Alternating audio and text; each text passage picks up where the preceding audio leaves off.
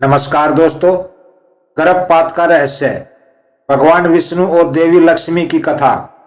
दोस्तों, एक बार भगवान विष्णु और देवी लक्ष्मी क्षीर सागर में बैठकर आपस में संवाद कर रहे थे। देवी लक्ष्मी का मन इस बार थोड़ा व्यथित दिख रहा था। उनके चेहरे पर चिंता की लकीरें साफ झलक रही थी, जो भगवान विष्णु से छिपी नहीं रही। भगवान विष्णु ने देवी लक्ष्मी की ओर देखा और कहा, प्रिय लक्ष्मी, आज तुम्हारा मन इतना व्याकुल क्यों है? तुम्हारे चेहरे पर यह उदासी क्यों है? क्या कोई विशेष कारण है जो तुम्हें चिंतित कर रहा है? लक्ष्मी जी कहती हैं, स्वामी, मेरे मन में एक प्रश्न बहुत समय से उठ रहा है। धरती पर रहने वाली स्त्रियों में से कई बार कुछ स्त्रियों का गर्भपात हो जाता है। वे मां बनने की खुशी से वंचित रह जाती हैं। मैं जानना चाहती हूँ कि इसके पीछे क्या कारण होता है। कौन से पाप या गलतियां हैं जिनके कारण एक स्त्री का गर्भ ठहर नहीं पाता? भगवान विष्णु थोड़ी देर के लिए शांत हो गए, मानो वे विचार मग्न हो गए हों। फिर उन्होंने मधुर स्वर में कहा, हे देवी, तुम्हारा यह प्रश्न अत्यंत गूढ़ है, लेकिन इसका उत्तर तो मैं अवश्य दूंगा। हर घटना के पीछे कोई न कोई कारण होता है, और गर्भपात के पीछे भी कुछ ऐसे कारण होते हैं जो स्त्रियों के पूर्व जन्मों के कर्मों से जुड़े होते हैं। भगवान विष्णु फिर एक कहानी सुनाते हैं। बहुत समय पहले की बात है। एक नगर में सावित्री नाम की एक स्त्री रहती थी। वह अपने परिवार में सबसे बड़ी थी और घर का सारा कामकाज करती थी। एक दिन उसकी छोटी बहन को गर्भ धारण हुआ। सावित्री को इससे जलन होने लगी, क्योंकि उसकी बहन की शादी उससे पहले हो गई थी और अब वह मां बनने वाली थी। सावित्री के मन में ईर्ष्या की भावना इतनी बढ़ गई कि उसने अपनी बहन के गर्भ को हानि पहुंचाने का निर्णय लिया। एक दिन जब उसकी बहन गहरी नींद में थी, सावित्री ने जड़ी बूटियों का उपयोग कर उसकी गर्भावस्था को समाप्त कर दिया। उसकी बहन का गर्भपात हो गया और वह अपनी संतान को खो बैठी। यह अत्यंत पापमयी कृत्य था। माता लक्ष्मी कहती हैं, स्वामी, यह तो बहुत दुखद घटना है। क्या सावित्री को उसके इस कर्म का फल मिला? फिर विष्णु जी बोले, हाँ देवी, इस पाप के कारण सावित्री के अगले जन्मों में उसे गर्भ धारण करने में कठिनाइयां हुई। जब वह स्वयं मां बनने की स्थिति में आई तो उसे बार बार गर्भपात का सामना करना पड़ा। यह उसके पूर्व जन्म के बुरे कर्मों का परिणाम था। इस प्रकार जब कोई स्त्री गर्भपात का शिकार होती है तो उसके पीछे उसके कर्मों की भूमिका होती है। गर्भपात के अन्य कारण भी होते हैं। भगवान विष्णु ने आगे समझाया कि गर्भपात केवल पापों का ही परिणाम नहीं होता, बल्कि कुछ और भी ऐसे कर्म हैं जो इसे प्रभावित करते हैं। तब विष्णु जी कहते हैं, हे लक्ष्मी, गर्भपात का एक और कारण यह हो सकता है कि स्त्री ने अपने जीवन में किसी जीव की हत्या की हो, चाहे वह जानवर हो या कोई अन्य प्राणी। जीवों की हत्या करने से जीवात्माओं का क्रोध उत्पन्न होता है और यह क्रोध स्त्री के गर्भ को प्रभावित करता है। फिर लक्ष्मी जी बोली, यह तो बहुत गंभीर बात है स्वामी, क्या और भी कुछ कारण है? विष्णु जी बोले, हाँ देवी, कई बार गर्भपात इसलिए भी होता है क्योंकि स्त्री अपने गर्भ की ठीक से देखभाल नहीं करती। गर्भावस्था के दौरान बहुत सी जिम्मेदारियां होती हैं जिनका पालन करना आवश्यक होता है।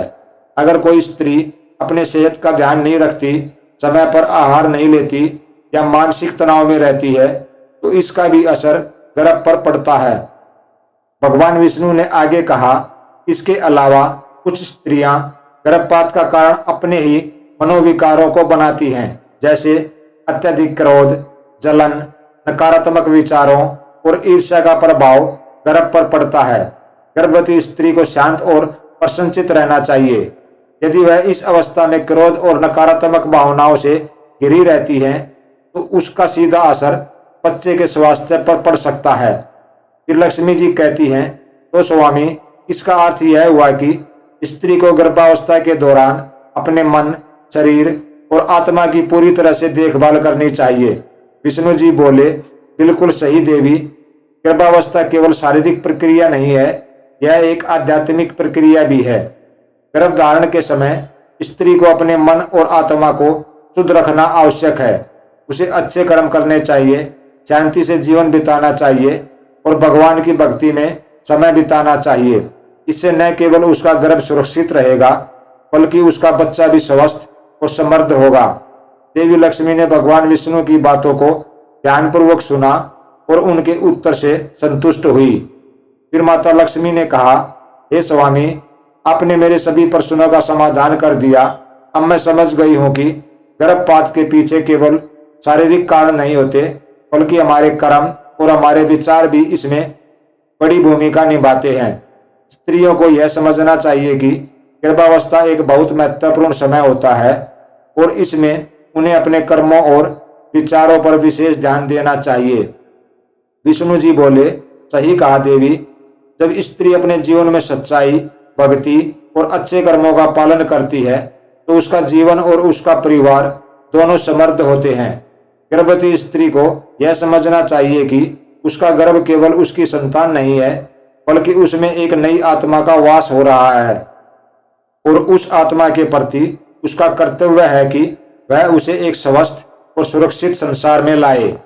इस प्रकार भगवान विष्णु ने देवी लक्ष्मी को गर्भपात के पीछे छिपे गूढ़ रहस्यों और उनके कारणों के बारे में बताया।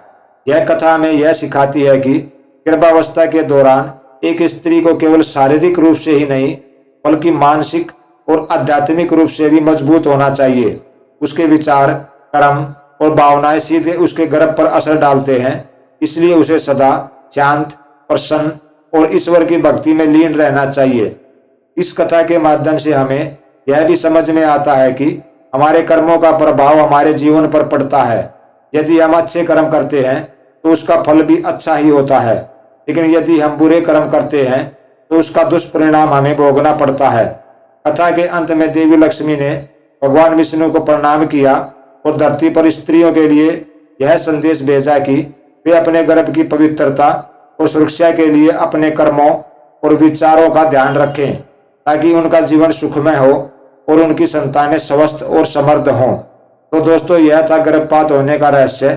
दोस्तों, वीडियो देखने के लिए और अपना कीमती समय देने के लिए आपका बहुत बहुत धन्यवाद। वीडियो पसंद आई हो तो वीडियो को लाइक करें, साथ ही चैनल को सब्सक्राइब करना ना भूलें और वीडियो को अपने दोस्तों के साथ भी जरूर शेयर करें। मिलते हैं अगली वीडियो में एक और नई जानकारी के साथ। तब तक के लिए नमस्कार, धन्यवाद। स्वस्थ रहो और मस्त रहो।